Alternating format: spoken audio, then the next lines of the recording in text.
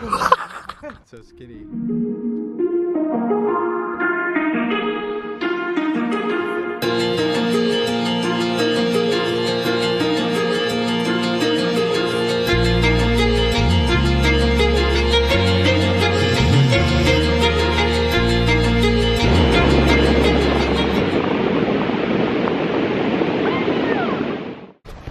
Hi, good morning. Yeah, so far so good. What a great night's sleep. I haven't slept that hard in a while actually because of how much excitement I've been having about everything. I've been finding myself waking up at like 4 o'clock.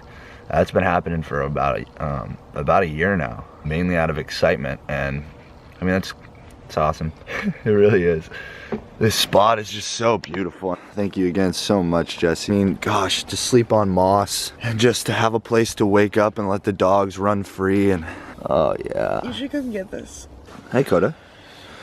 She buries herself and cocoons herself into the sleeping bags. Hey. Sometimes I worry, will she die in there without oxygen? But she seems to always make it, and I wake up in the middle of the night with her buried deep down. Coda, are you ready for the day? Let's do it. Oh damn. Go, Coda, do it. There he is. Bam. What the fuck is this? Is this a massive thing of apples? They look like they're all the damaged apples. Oh, that one looks good. Look at that. And going to walk in the forest, find fuckloads of apples. What do you think, Coda? What do you think about all these apples, dude? I mean, I know the dogs will eat these. Let me get some apples. There he is. Look at that frolic. Come on, Coda. He's in the zone, dude. I love watching this guy in the zone. He gets me pumped up for the zone. When we first got him, we started to realize all the similarities. And just like his desire to push into his fear, that is probably one of the things I honor the most about Coda. Because he will continuously push into his fear. Like he was terrified of swimming and a fire. Terrified. Wouldn't even get out of the car.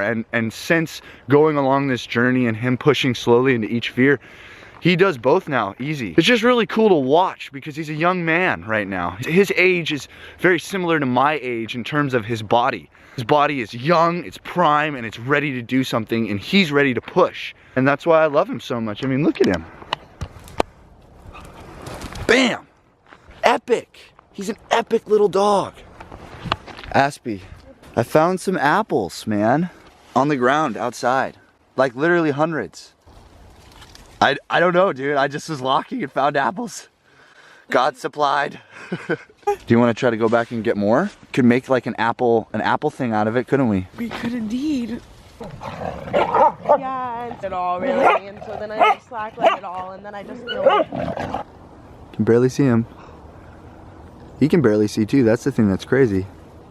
Why was Coda in the shelter that we got him from? Apparently Coda was like surrendered because this lady that had owned him before found out that she was pregnant, but she had also just recently been diagnosed with cancer. And I guess like the reasoning was the like give him a better life than she could because she was gonna be so preoccupied and sick and what have you. So which is fucking awesome because look at the life that he lives now. Since that moment, her manifestation came true. I really wish that we could meet her to tell her that. Yeah, he was so fucking loved, man. Yeah, he was. Whoever had him loved the shit out of him. They loved him. Her. Yeah. One of my big things that you'll hear me talk about a fuckload is straight lines and how much I fucking hate them. And I'm starting to discover that they're destroying us as humans. And straight lines don't exist in fucking nature. Dude, but when they do, shit is just fucking unnatural. It just looks fucked. I was not fucking around with the apples, man. There's a lot of fucking apples. What, you want to try to collect some of these and make something? Not really. Eat them and give them to the dogs and such.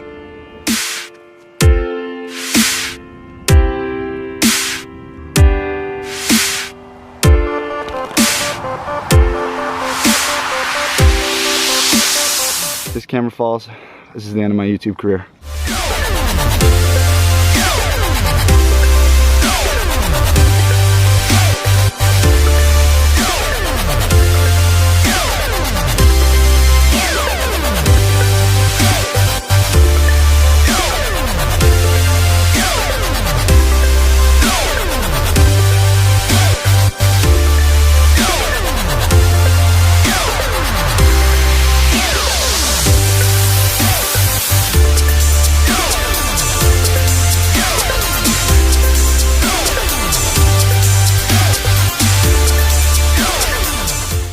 One of the biggest things that I've realized is staying calm and relaxing with the line. And most of the time when I fall off, it's because I haven't committed to the line and I'm not surrendering and believing in myself. There's a form of me that is not in belief. And the moment that thought occurs, my body reacts to that thought and I'm off the line. And that's one thing I wanted to talk about is like, I have found that throughout my whole slack life career, without really trying, naturally, I think because of my ride or die lifestyle, I have always picked areas that are not very safe. Like we've got a lot of rocks and stumps and it's soft, but it's violent, you know, and I don't really know where I'm landing. And I'm at a point in my like athleticism where I feel very comfortable. And what I mean by that is I feel comfortable crashing. And also this line and having it in this area makes it so that I have an element of fear that I'm battling on the line, that I don't want to fall off. And battling that fear on the line, working through that, becoming comfortable and then pushing into a state of flow, not only does that fear help me get into flow by creating an environment that makes me more present because I'm afraid of it, also, I feel like that's why I've been doing better on high lines, is because that fear is kind of there as well. When I'm sit starting, I'm scared of falling and I'm scared of falling on the high line. Even high lining, you're not gonna hit the ground. You could fall, and as long as you do it in the right zone, you're just gonna get a leash fall. And that could hurt, but nothing like what can happen on that line, like what you guys just saw me do. This is how we've been doing our dishes pretty much since we started van lifing. Spray bottle, Scotch-Brite. We just spray them off, man. Spray them off, Scotch-Brite it. We haven't been using as much soap, doing soap like every other day, just because you really don't need it that much. We've been doing it for a year, and honestly, because we've been living so dirty, I feel almost healthier in some aspects, and we haven't gotten like sick from allowing our food or not washing the dish every single time we use it. The biggest thing that we found that we like about using a garden sprayer is that we save so much water. We've got a total of like 8 gallons rolling around with us, and one of these full can do like the dishes for the day almost, maybe like 1.5, and that's like that's not that much water at all. And you're getting a direct stream, you angle it, you wipe it off, and you're done. And like going from doing that to then going to a friend's house and using the water on the faucet, it's pretty crazy how much more water you use. Skydiving doesn't open until 11. Looking at the sky, like it's going down today, which is super exciting. I'm trying not to let myself even think about it. I'm gonna just try not to focus on it until the moment that I'm at that door. What I am trying to do really hard, I'm putting a lot of energy in, is manifesting somehow getting the $100 to record a session. It costs $100 to have somebody jump out of the plane with you and record. You're not allowed to do it with a GoPro, so I can't show you guys me actually jumping out of the plane. I'm making a YouTube, and what type of YouTube channel is it if I don't get the video of me jumping out, you know? I don't have $100 at all. I didn't even have $300 to do this. This has 100% been done for me, so I have been putting a lot of positive energy out there for it though. All right, we're leaving. Just wanted to say again, Jesse, thank you so much for letting us stay here. This spot was so magical for us. I'm gonna do a spin to the dealio. Ready? Oh shit. I'm pretty anxious. It's just because I've been sitting with anxiety of knowing I'm gonna do this for like 3 days now, or 2 days, I don't know. So this is how it always is with me in extreme sports. I just sit in anxiety for a while until it's time to do it, and then once it goes down, it's a massive release into flow, and it's amazing. So I'm gonna get myself signed in.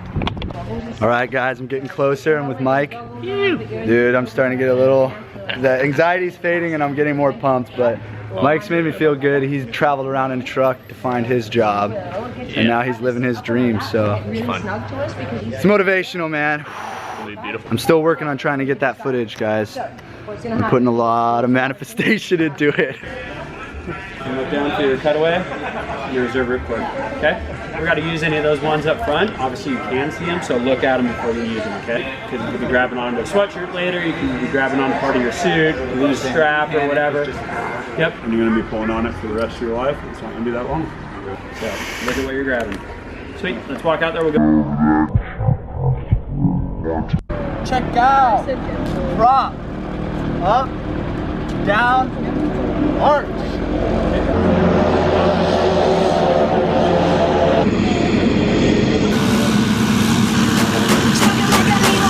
Like a needle,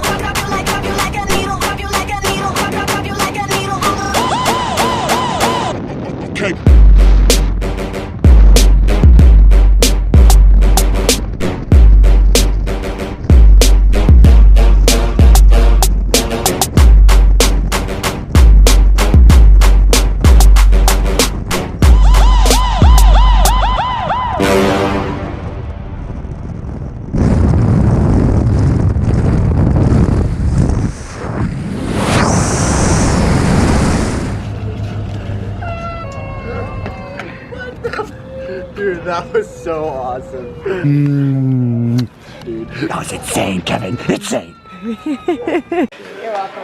How many jumps have you done so far? Just that one. What'd you think? Yeah, you're welcome. Andy talked to you. Oh my gosh, dude. That was so awesome. I'm like fucked up. I'll be fucked up for the rest of the day. And guess what, guys? Guess fucking what? Yeah, 25 bucks, man. That's a quarter of the price. It's just a GoPro video, but I asked and I talked around and boom, man. I'm so stoked on that. You guys get to see me now in the air. So that was utterly, obviously insane. So much energy and so much love just fucking happened just through doing that. Kevin, oh my God, dude.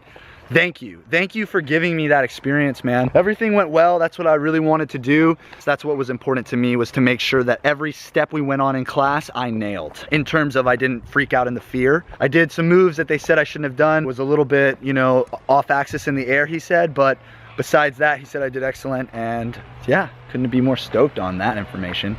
After that, I called my mother. Me and my mom have been talking a lot about all this life manifestation stuff and allowing the moment to take you and believing in something greater than what her and I currently have been believing in and what I was raised off of. That conversation kind of went like that. I called her. She was in a negative place. I am obviously in a great place because of this skydiving, and I ride these waves. I let these waves of energy take over me, and I gave it to her. And the conversation ended really well, and my mom is going to help support us further. My mother and father have supported Aspen and I over the past year by helping us out with money, especially in the Leah situation. I am so grateful for that, and at first I really didn't know how to feel about that because I was raised where you don't accept money from other people and you work for your own money.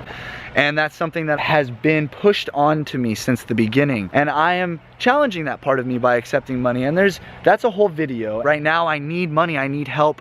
I'm realizing that this YouTube is somewhere I should go. I need to put my energy into a force that I agree with, that stems from love. And this one has shown itself to me and is in alignment, and I need help and support to make that happen. I think that I'm going to look to support from other people as well, and I'm always open to work. I have a very hard time working for money. I want to work out of love, and I want money to come. I want to do what I love, and I'm going to make that happen. And I need support right now for that to happen, but that is my mission, is to work only through love. That's what gives me energy. That's what lets me stay up all night with power and wake up with 4 hours of sleep and go send a fucking mountain, you know? Like that energy, that love, that part of me that gives me life is the part that I'm seeking for, and I am going to make my reality at every moment. And she is gonna help me do that. And it's empowering to have someone believe in you like that and help you make that happen. She is going to help me buy a laptop so that I can edit out all these videos. So Aspen's on Couchsurfer right now. I am going to start scouring Craigslist for a MacBook Air. I'm looking for one with 8 GB RAM. And Mom, I love you so much. Dad, I love you. I'm not doing drugs, or I am smoking weed. I'm not doing hardcore drugs, Father. And excited to see what is to come next. Alright, we're kind of leaving Washington now, and we just wanted to say that Washington, you did us good, man. You brought me back to a more comfortable feeling of home.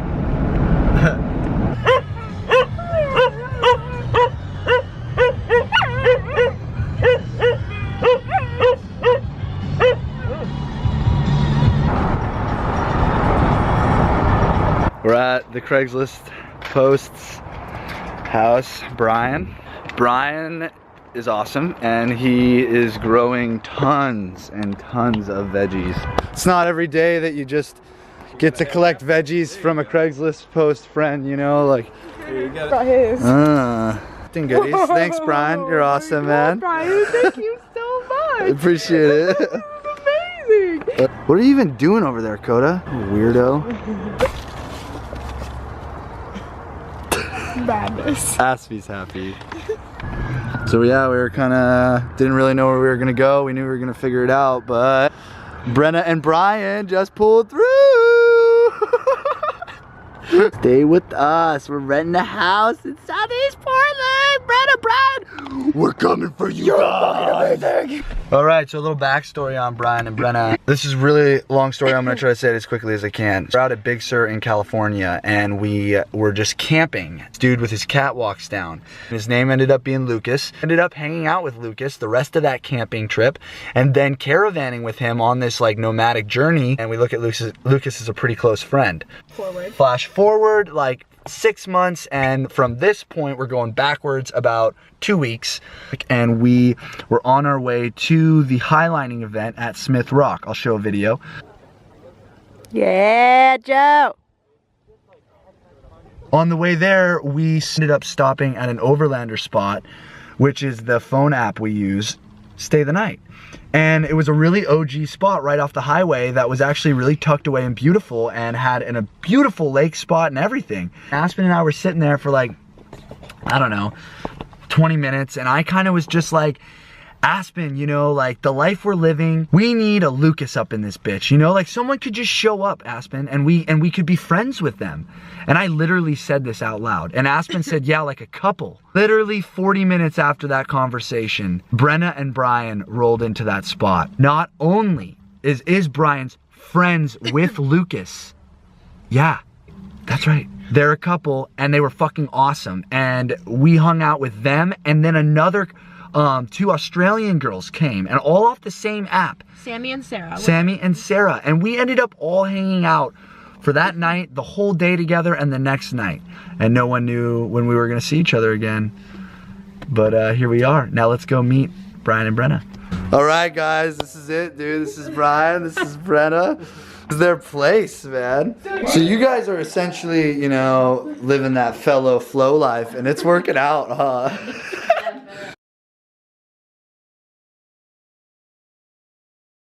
Okay, that was a wild day.